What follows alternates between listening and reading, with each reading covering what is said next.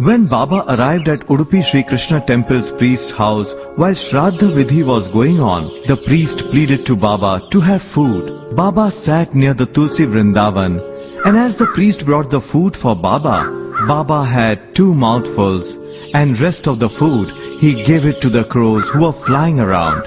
In a flash of a moment, Baba attained Samadhi. The priest arranged to erect a small tent to protect Baba from the heat of the sun. After 7 days, Baba came out of the Samadhi. At Mangalore, Baba often stayed with a devotee who stayed in the railway quarters. One day when Baba was at his home, he went into a state of deep Samadhi and remained in that state for long. Baba's face started to turn pale. The devotees thought that Baba was no more. They started making provisions for Mahayatra.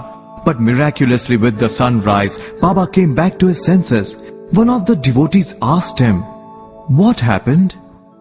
Baba replied, "Wanted to attain Mahasamadhi, but the team of Supreme Masters refused and told that I have to do many things on this earth."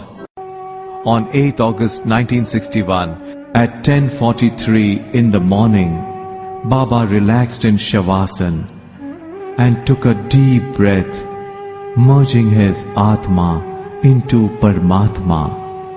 Nityanand बाबा तुझला कुठे शोधू आता, नित्यानंद बाबा तुझला कुठे शोधू आता, जगी मला नाही उरला, जगी मला नाही उरला, कोणी त्राता, नित्यानंद बाबा तुझला कुठे शोधू आ